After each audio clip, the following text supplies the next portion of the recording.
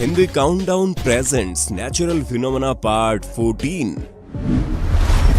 बीकानेर की लूण करणसर तहसील के सहजरासर गांव में 16 अप्रैल 2024 को करीब 1.5 बीघा जमीन रोड सहित 50 फुट नीचे धंस गई थी, जिसकी चौड़ाई करीब 200 फीट थी, जो कि लगातार धंसते हुए करीब 100 फुट की गहराई तक पहुंच चुकी है और इसका धंसना अभी भी जारी है। 24 अप्रैल को GSI यानी जियोलॉजिकल सर्वे ऑफ इंडिया की टीम मौके पर पहुंची और जमीन धंसने के कारणों का पता लगा रही है। प्राथमिक जांच में अंदेशा है कि इस जमीन के नीचे कोई पानी का स्रोत रहा होगा, जैसे कि कुआं या कोई तालाब, जिसकी वजह से खोखलापन आया और एक गड्ढा बन गया। लेकिन जांच अभी भी जारी है। लोग रील बनाने के चक्कर में जान जोखिम में डालकर नीचे जा रहे थे, इसलिए SDM राजेंद्र कुमार ने धारा 144 लगा दी, लोगों के आने जाने पर रोक लगा दी। घटना अब लोगों में आश्चर्य का विषय बन गई है। आसपास के लोगों के अनुसार इस क्षेत्र में कई वर्षों पहले बिजली गिरी। इसके चलते ग्रामीणों का मानना है कि हर साल मिट्टी धंसती गई। खैर, इस पर आपकी क्या राय है, हमें कमेंट बॉक्स में आप बताइए। अभी आप स्क्रीन पर जो धूप और परछाई देख रहे हैं वो एक पेड़ से छनकर आ रही है, लेकिन यहाँ आपको गोल गोल रिंग दिखाई पड़ रही होगी और यकीनन आपने ऐसा कभी नहीं देखा होगा। तो आखिर इसके पीछे की वजह क्या है, चलिए हम आपको बताते हैं। ऐसा सोलर एक्लिप्स यानी कि सूर्य ग्रहण के दौरान होता है, जब चंद्रमा पृथ्वी और सूर्य के बीच से होकर गुजरता है और पृथ्वी से देखने पर सूर्य पूरे या आंशिक रूप से चंद्रमा द्वारा ढका हुआ दिखाई पड़ता है। चलो सिंपल तरीके से समझाते हैं। पेड़ों की पत्तियों के बीच के छोटे छोटे खाली जगह से जब सूर्य की किरणें गुजरती है और जमीन पर एक उल्टी छवि यानी कि इमेज बनाती है, जो चंद्रमा से ढके हुए सूर्य की होती है और ज्यादातर समय अर्ध चंद्राकार होती है, जैसे आप यहाँ पर इन वीडियोस में देख सकते हैं। यह खूबसूरत प्राकृतिक घटना है जो ऑप्टिक्स के सिद्धांतों को दिखाती है। ये पिन हॉल कैमरा इफेक्ट पर काम करती है, जिसमें एक दृश्य यानी कि सूर्य से लाइट एक छेद यानी कि पत्तियों के बीच खाली जगह से होकर गुजरती है और बॉक्स के विपरीत दिशा यानी कि जमीन पर एक उल्टी इमेज दिखाई पड़ती है।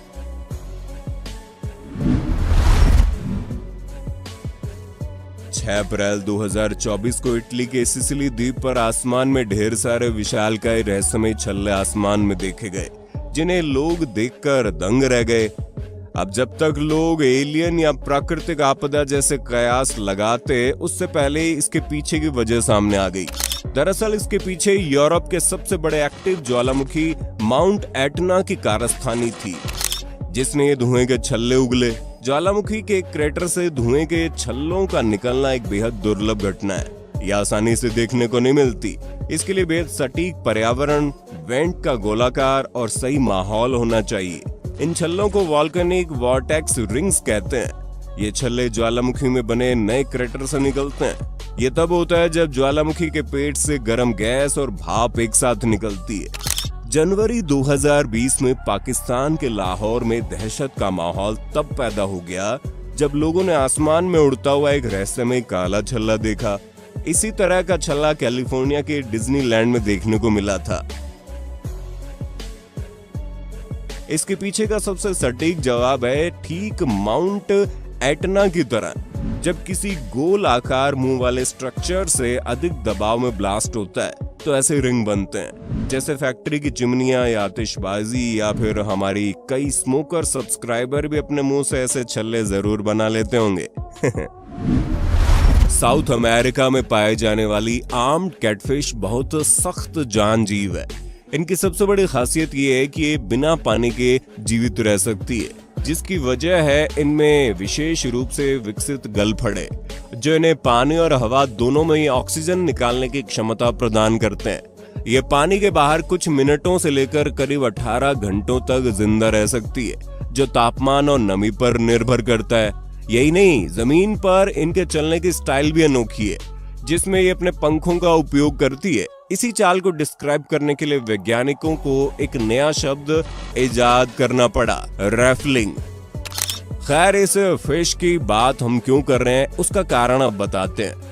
ब्राजील के लेनकोइस मारानहेंसेस के रेगिस्तानी कुछ हिस्सों में मछुआरे पानी की जगह का पता करने के लिए इनका सहारा लेते हैं। क्योंकि बालू के टीले के बीच मौजूद ये स्रोत सूखने के बाद मॉनसून में अपनी जगह बदलते रहते हैं, इसलिए इन्हें ढूंढ पाना मुश्किल होता है। इसलिए सहारा लिया जाता है इस आम कैटफिश का, जिसे रेगिस्तान में रख दिया जाता है और जो खुद को बचाने के लिए एक मिशन पर निकल पड़ती है। इसलिए पानी को सूंघते हुए ये पहुंच जाती है पानी के स्रोत तक।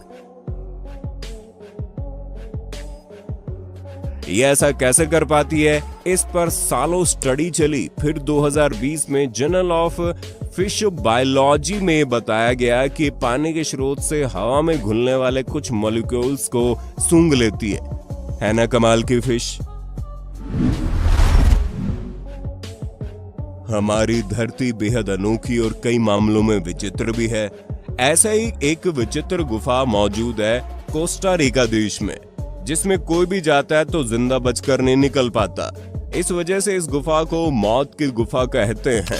वीडियो में आप देख सकते हैं एक व्यक्ति ने लकड़ी में आग लगाई और फिर गुफा के अंदर ले गया।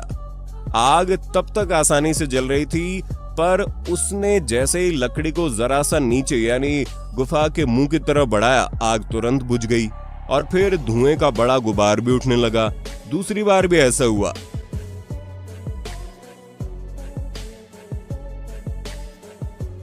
दरअसल इस फिनोमिना का मुख्य कारण है गुफा में मौजूद 100% कार्बन डाइऑक्साइड, जो रंगहीन, गंधहीन और स्वादहीन अत्यधिक जहरीली गैस है। ये गुफा प्रति घंटे 30 किलोग्राम कार्बन डाइऑक्साइड पैदा करती है। इसलिए जब भी कोई सांस लेने वाला प्राणी जो इसके अंदर कदम रखता है, CO2 विषाक्तता और ऑक्सीजन की कमी के कारण तुरंत मर जाता है। ये गैस रिसाव का परिणाम है जो सैन मिगुएल फॉल्ट नामक पृथ्वी की परत में दरारों के माध्यम से सतह पर आती है। कार्बन डाइऑक्साइड हवा से भारी होती है, जिससे ये ज्यादातर फर्श पर लुढ़कती है। जैसे ही कोई जीव गुफा में घुसता है, उसकी मौत हो जाती है। USA में रहने वाले इस साल 2024 में एक ऐसा रेयर नेचुरल फिनोमेना देखेंगे जो आखिरी बार साल 1803 में देखने को मिला था। जैसे कि हमने आपको अपनी पुरानी वीडियो में दिखाया था कि सिकाडास वो कीड़े हैं जो अपने जीवन का अधिकांश हिस्सा जमीन के अंदर बिताते हैं और इनका साइकिल 13 या 17 का होता है और हर 13 या 17 साल बाद ये बारी बारी अपनी साइकिल के हिसाब से अरबों की तादाद में मिट्टी से बाहर निकलते हैं। लेकिन इस साल 2024 में मई मिड और स्टार्टिंग जून में ये दोनों ब्रूड्स के अरबों सिकाडास एक साथ बाहर निकलेंगे। ऐसा आखिरी बार 1803 में हुआ था। फिर ये किसी ज़ॉम्बी की तरह एक ही दिशा में चलकर आसपास के पेड़ों पर चढ़ना शुरू कर देते हैं। ऊपरी शाखाओं पर पकड़ बनाकर ये अपने बाहरी कवच से बाहर निकलकर वयस्क पंखों वाला रूप धारण करते हैं। सुबह होने तक ये बिल्कुल अलग रूप में ढल जाते हैं। फिर कुछ हफ्तों तक पूरे एरिया में चारों तरफ यही दिखाई देते हैं और इन्हीं की आवाज सुनाई देती है।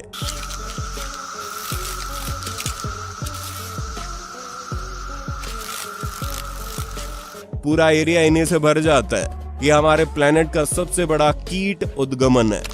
Smithsonian museum of national history के कीट वैज्ञानिक और संग्रह प्रबंधक फ्लाइड W. शॉकले के अनुसार उत्तरी अमेरिका के सबसे लंबे समय तक जीवित रहने वाले कीट हैं। और इस बार कितने कीट निकलेंगे इसका अंदाजा आप इससे लगा सकते हैं कि अगर इंच भर लंबे इन कीटों को एक के पीछे एक खड़ा कर दिया जाए तो ये इनकी लंबाई लगभग 2.5 करोड़ किलोमीटर तक जा सकती है। यानी इनकी ट्रेन धरती से चांद के तल तक 33 बार लपेटी जा सकती है। अगर आज से पहले इस बारे में आप नहीं जानते थे तो अब लाइक कर दीजिए और ऐसे ज्ञानवर्धक वीडियोस के लिए सब्सक्राइब कर दीजिए।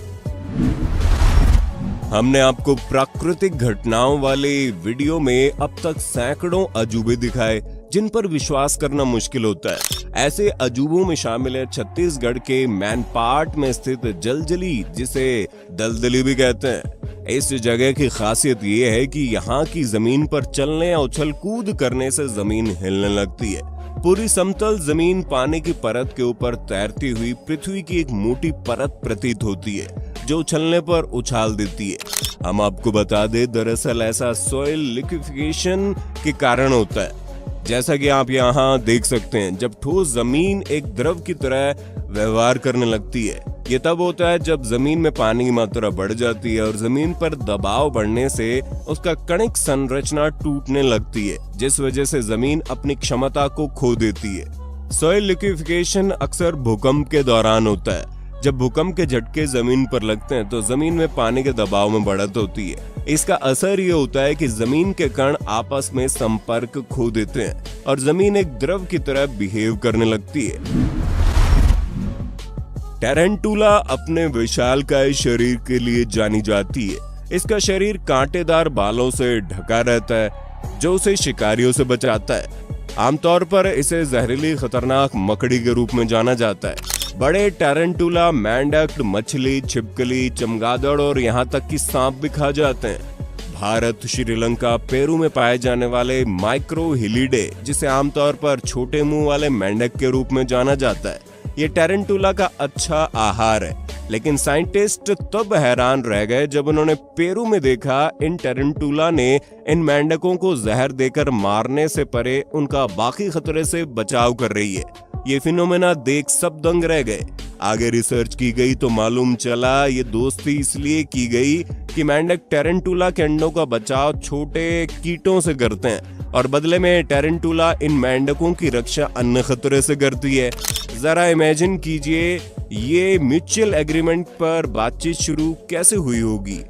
खैर, बाद में स्टडी से पता चला कि ये मेंढक अपनी त्वचा से केमिकल निकालते हैं जिसका स्वाद टैरेंटुला प्रजातियों के लिए खराब होता है। इसलिए टैरेंटुला इन मेंढकों को खाने की आदी नहीं हुई और वो ये भी जानती थी कि ये मेंढक उन कीड़ों का शिकार करते हैं और उन्हें मार देते हैं, जो मकड़ी के अंडों के लिए सबसे बड़ा खतरा है। यहीं से दोनों के बीच ये मित्रता शुरू हो गई। नदियां अगर साथ बहें तो एक का पानी दूसरे में मिल ही जाता है। लेकिन आज हम आपको दो ऐसी नदियों के बारे में बताने जा रहे हैं जो बहती तो एक साथ हैं, लेकिन उनका पानी कभी नहीं मिलता। अराग्वी नदी उत्तरी जॉर्जिया में ग्रेटर काकेशस पर्वत से निकलती है और दक्षिण की ओर बहती है। ये दो प्रमुख सहायक नदियों में विभाजित होती हैं, व्हाइट अराग्वी और ब्लैक अराग्वी। एक की धारा सफेद है तो दूसरे की काली। देखकर आपको जादुई एहसास होगा। वैसे तो हम अपनी पुरानी वीडियोस में ऐसे कई चमत्कार दिखा चुके हैं। साइज की माने तो दोनों पानी से विकसित होने वाले पार्टिकल, घनत्व, तापमान, ऊंचाई और निचली सतह का तनाव अलग अलग है। इसलिए इनके बीच एक पतली दीवार बन जाती है जो पानी को आपस में मिश्रित होने से रोकती है। लेकिन सदियों से चली आ रही किंवदंती के अनुसार नदियों का पानी न मिलने के पीछे दो बहनों की प्रेम कहानी है, जिसे आप इंटरनेट पर पढ़ सकते हैं। आपने आसमान से मछली, सांप, मेंढक गिरने की कई घटनाएं सुनी और YouTube पर देखी होंगी। अब ये कोई नई बात तो नहीं रह गई है। फिर भी अभी हाल ही में इसी महीने 5 मई को ईरान में मछलियों की जमकर बारिश हुई। ये गिरती हुई मछलियां जीवित थी और उछल रही थी, मानो ये अभी पानी से बाहर निकली हो। वीडियो जिसे एक स्थानीय व्यक्ति ने शूट किया, जो नगर पालिका प्लाजा के पास शूट की गई। कैमरामैन ने जमीन से एक मछली भी उठाई। ये फुटेज ईरान में एक हिंसक तूफान के बाद कैप्चर किया गया था, जो कि छोटे शहर में आया था, जो निकटतम तट से लगभग 280 किलोमीटर दूर है। वैसे तो इसके पीछे की साइंस नए व्यूवर्स को बता दे, मछली, मेंढक और यहाँ तक कि सांप की बारिश आमतौर पर जल निकायों के ऊपर से गुजरने वाले बवंडर के कारण होती है। ऐसे बवंडरों को वाटर स्पाउट्स के रूप में जाना जाता है, क्योंकि वे जल स्रोतों, चाहे वो झील हो या समंदर का पानी हो, उसके साथ साथ उनमें मौजूद मछलियों और अन्य जलीय जीवों को भी सोख लेते हैं। फिर उन्हें आकाश से बाहर फेंक दिया जाता है, जिससे मछलियों की बारिश जैसी प्रतीत होती है। जिस स्थान पर मछलियां गिरती है वो स्थान आमतौर पर उनके मूल स्थानों से मीलों दूर होता है। उम्मीद है इस पार्ट में आपको जरूर कुछ ना कुछ सीखने को मिला होगा। इस सीरीज को आगे भी जारी रखने के लिए ज्यादा से ज्यादा नेक्स्ट पार्ट कमेंट कीजिए ना।